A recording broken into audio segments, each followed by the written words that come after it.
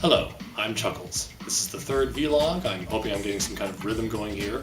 As I've said, I'm fairly new to this, so bear with me. In my attempts to get Afro Pictures off the ground through distributing its first motion picture release, A Horror the Student Film, there is one thing I'm learning right now that is more complicated than anything else having to do with the process. I've done my research, talked to a great many industry professionals, and now I bring forth this video to explain the gist of it to you, and also make sure that I'm understanding the gist of it myself. The subject: digital projection.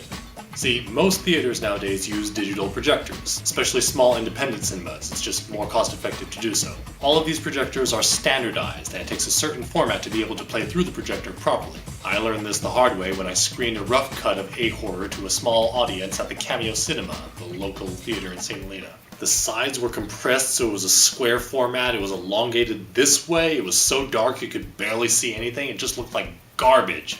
People still enjoyed the screening, which I was grateful for, but for me, sitting there, it was just torture. It's not a simple matter of bringing a QuickTime file on a flash drive up to the projectionist and going, "Here you go, play this!" The film that you deliver to the theater needs to be formatted for the projector. DCI is the format in question, Digital Cinema Initiatives. That is the standard for all professional digital projectors. To make your film meet this standard, you need to turn it into a DCP, a Digital Cinema Package.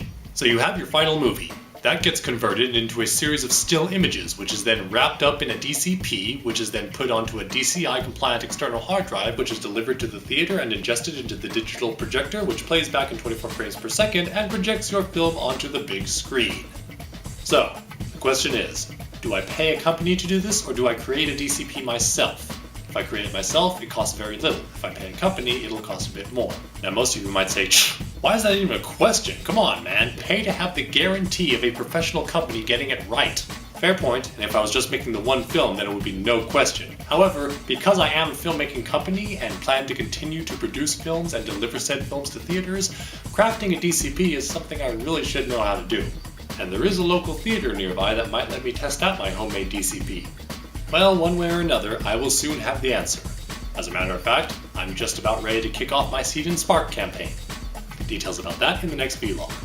For now, thank you for watching and for allowing me to talk at you with all this technical weirdness. Hopefully you found it interesting, because I'm going to be doing more of it later on. I encourage you again, if you haven't already, to like Afro Pictures, follow Afro Pictures, subscribe to Afro Pictures, and continue to join me on this journey. See you soon.